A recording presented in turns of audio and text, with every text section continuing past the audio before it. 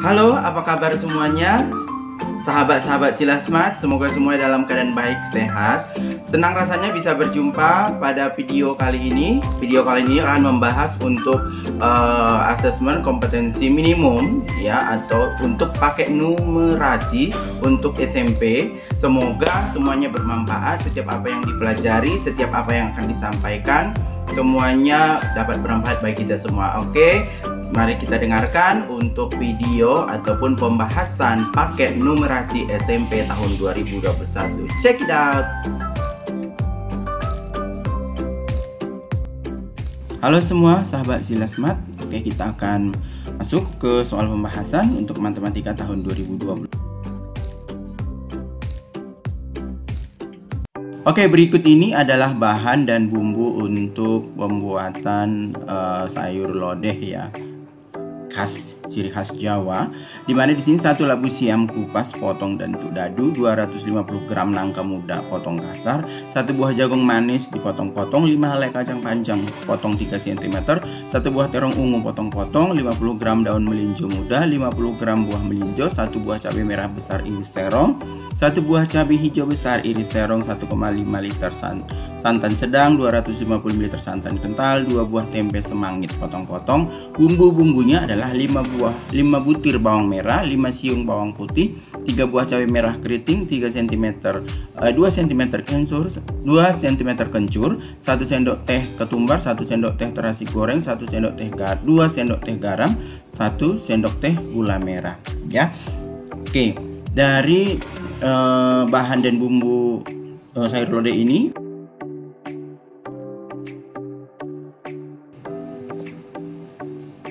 berdasarkan data di atas, pasangkan pernyataan berikut dengan jawaban yang benar.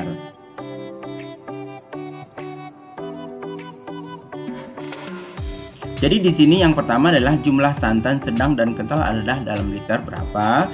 Kemudian berat campuran nangka muda, daun melinjo muda, daun buah melinjo berapa kilogram. Jumlah bumbu ketumbar, terasi goreng, garam dan gula merah berapa sendok teh. 1 buah tempe semanggi dipotong 12 potong. Jika dipotong terdapat 18 potong, berapa banyak potong? Berapa banyak yang dipotong? Berapa banyak tempe yang dipotong? Oke. Ini adalah pilihannya. Ini menjodohkan ya.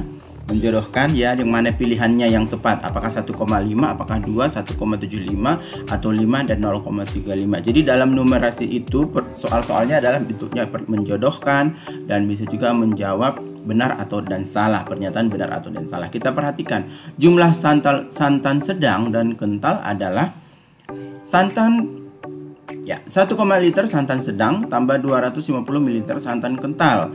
Oke, 250 ml dibagi menjadi liter berarti dibagi 1000, 0,25 liter, maka 1,5 liter ditambah 0,25 liter, maka dapatnya 1,75 liter, sehingga dapat kita jodohkan dia adalah di C. Oke, berat campuran nangka tadi berapa beratnya? Nangka muda 250 gram tadi di bumbunya, jadi nanti perhatikan di bumbu yang diberikan. Daun melinjo tambah daun melinjo 50 gram, buah melinjonya 50 gram, dijumlahkan semua 250 tambah 50 tambah 50, 350 gram, atau dijadikan ke dalam kilogram adalah 0,35 kilogram, sehingga kita pilihnya adalah E jawabannya. Oke, selanjutnya untuk jumlah bumbu ketumbar, terasi goreng, garam dan gula merah berapa sendok? Jadi ketumbar itu 1 sendok teh, terasi goreng 1 sendok teh, garam itu 2 sendok teh, gula merah 1 sendok teh. Nanti lihat di kolomnya yang pertama tadi itu ada 5 sendok teh, maka D jawabannya. Yang terakhir adalah tempe dipotong menjadi 12 karena ada 18 potongan. 1 tempe dipotong jadi 12. Kalau ada 18 potong, ada berapa tempe? Sedangkan tempe yang tersedia ada 2. 12 potong ditambahin supaya jadi 18 kan ada 6. Jadi butuhnya setengah dari potongan kedua, sehingga 1,5 tempe yang dipotong. Jadi pilihnya adalah A. Oke, begitu cara untuk menjawab beberapa soal untuk numerasi ya. Jadi ini untuk belajar bilangan. Oke, bilangan. Jadi masih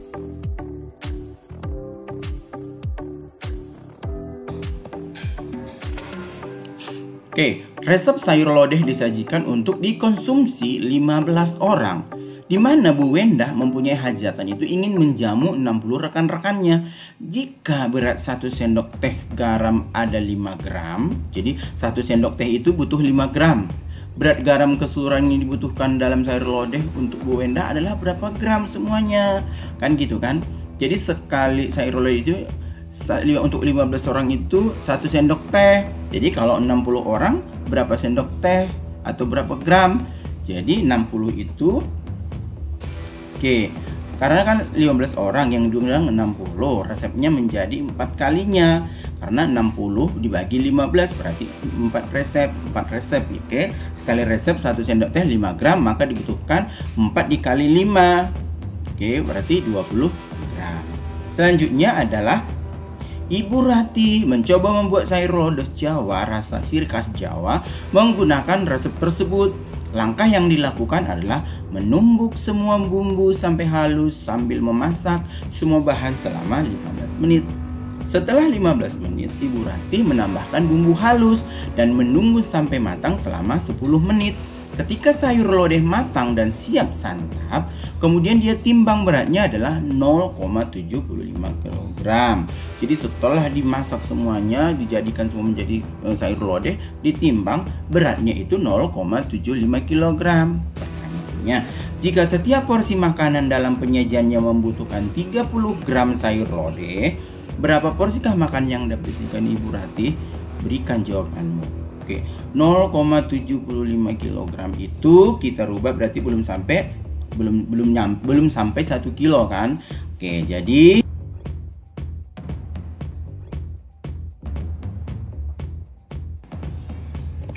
kita rubah 0,7 kg itu ke gram menjadi 750 gram dikali 1000. Kalau kita kali 1000 berarti 750 gram. 0,75 kali 1000. Karena satu porsinya 30 gram, maka 750 gram itu kita bagi 30.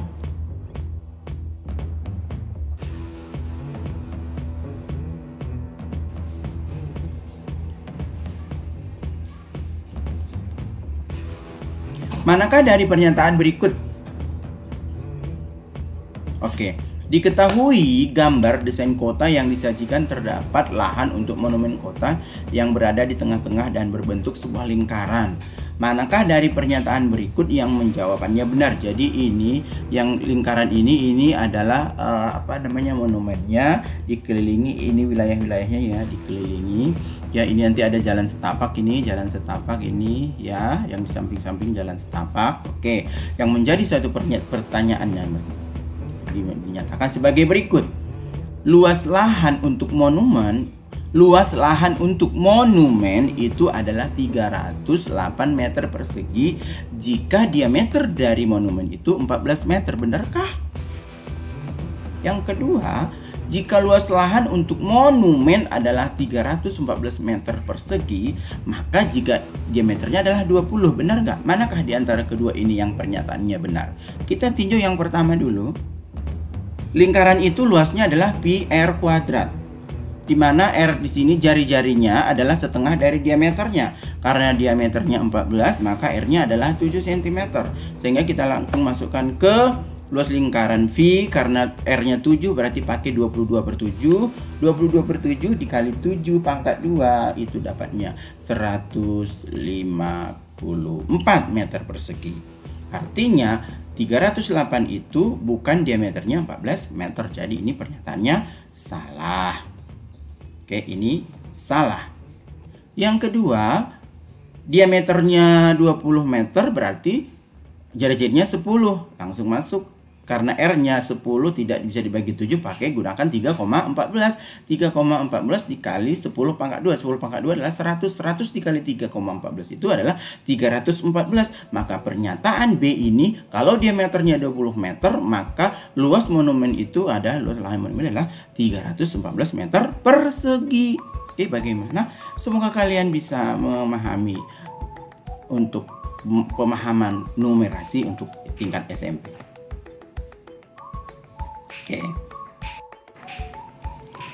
Selanjutnya adalah jika luas lahan untuk monumen adalah 693 meter persegi jika diameternya 21 cm. Yang kedua, luas lahan untuk monumen adalah 1386 meter persegi jika diameternya adalah 42. Kita tinjau satu-satu. L sama dengan PR kuadrat, karena di sini 21 kita bagi 2 karena setengah dari diameternya 10,5. 3,14 dikali 10,5 dikali 10,5 dapatlah dia 346,180 meter persegi, sedangkan dia katakan di sini 693, maka pernyataan ini adalah salah. Kalau diameternya 42, maka jari-jarinya 21 yang bagian ini apakah 1386? Oke, 22/7 kita kali 21 pangkat 2 itu sama dengan 1386. Sehingga pernyataan ini kalau diameternya 42, maka luas lahan monumen itu benar 1386. Itu untuk luas lingkarannya ya, kayak gitu. Ini luas lingkaran. Oke.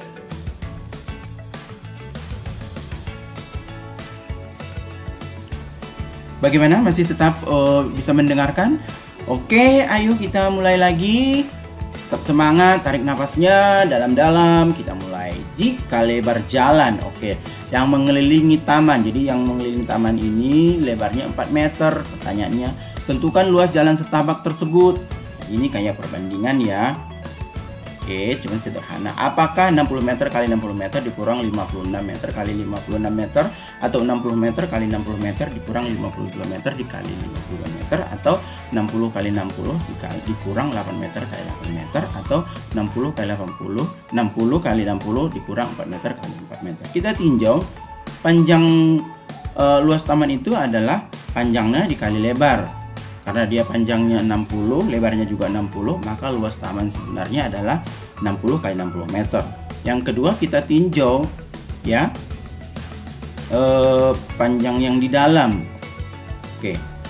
60 dikurang 8. Kenapa kurang 8? Karena kiri dan kanan 4 meter jalannya, atas dan bawah 4 meter jalannya. Karena panjangnya 60 berarti 4 dan 4 8 kan, 60 dikurangi 8 52 panjangnya. Lebar juga begitu, atasnya 4 meter, bawahnya 4 meter, maka 60 dikurang 8 juga 52 meter.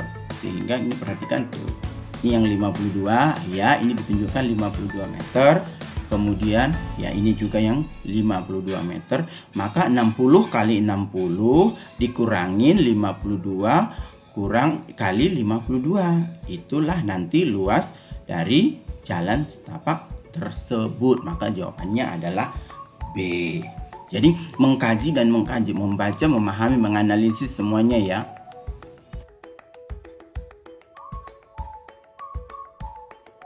Lanjut lagi, pada berikut ini adalah program pemulihan ekonomi nasional ya, dimana di sini ada program bantuan sembako. Di sini persentasenya adalah 69,2%. Program keluarga harapan di sini adalah 77,9%. Bansos tunai dan non tunai 71,9%. Realisasi ya, persentase realisasi dana pemulihan ekonomi nasional. Sedangkan BLT dana desa itu 34,7% dana realisasinya. Itu ya yang diberikan. Kemudian yang kedua, ini adalah diagram garis. Sekarang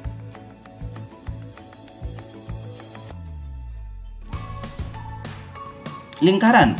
Di sini adalah ini yang warna hijau sedikit, yang warna biru ini program kartu sembako.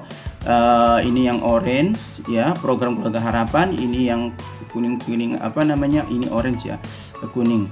Oke, bansos, sedangkan ini ungu BLT. Di mana programnya di sini adalah untuk program itu, untuk kartu sembako itu 43,6 triliun. Untuk keluarga harapan itu, program keluarga harapan itu 37,4 triliun. Sedangkan program tunai dan non tunai itu 39,2 triliun. Sedangkan BLT dan dana desa 31,8 triliun. Tadi yang terrealisasi sudah ada ya, di mana tadi 62,9 untuk kartu sembako. Oke, harapan keluarga itu 77,9. Kemudian bansos dan tunai itu 71,9%, sedangkan BLT itu 34,7%, itu tadi 2. Oke, jadi kita di sini adalah membaca gambar, bagaimana kita membaca diagram garis, bagaimana membaca diagram lingkaran. Jadi ada diagram lingkaran, ada diagram garis. Nanti itu harus dipahami. Pertanyaan yang diberikan adalah berdasarkan diagram implementasi dana PEN. PEN itu adalah pemulihan ekonomi nasional pada stimulus di atas. Apakah pernyataan berikut benar atau salah? Kita lihat satu persatu. Total anggaran dana pemulihan ekonomi nasional itu adalah 152 triliun rupiah. Yang kedua, apakah dia benar atau salah? Yang kedua, anggaran program keluarga harapan lebih besar daripada program bansos tunai dan tunai. Selisih anggaran dana untuk program kartu sembako dan BLT dana desa lebih dari 12 triliun. Implementasi dana pemulihan ekonomi nasional dialokasikan untuk program kartu sembako. Yang terbesar itu untuk program sembako. Kita cek yang pertama. Tadi kan yang pertama tadi untuk kartu sembako kan 43,6. Kemudian program keluarga harapan itu kan 37,4. Kemudian bansos itu kan 39,2. Kemudian 31,8 itu adalah untuk BLT. Di jumlah semuanya 152 triliun. Maka total anggaran itu adalah 152 triliun. Itu pernyataan ini adalah benar. Yang kedua, program keluarga harapan itu 37,4 triliun, bansos tunai dan tunai itu 39,2 triliun, di mana katanya program keluarga harapan lebih besar dari program bansos tunai. Program keluarga harapan itu lebih kecil, ya kan, bukan lebih besar. Maka pernyataan ini salah. Oke, kemudian selisih anggaran untuk program kartu sembako dan BLT 12 triliun. Kartu sembako tadi berapa? 43,6. BLT 31,8. Kita kurangkan, itu hasilnya adalah 11,8 triliun. Bukan lebih besar dari 12 triliun, bukan, kurang dari 12 triliun. Maka pernyataan ini adalah salah. Jadi satu-satu ya, silakan jawabnya. Implementasi dana yang PEN yang terbesar itu yang mana? Yang terbesar itu adalah sembako, benar nggak? Benar, 43,6. Berarti pernyataan ini adalah benar.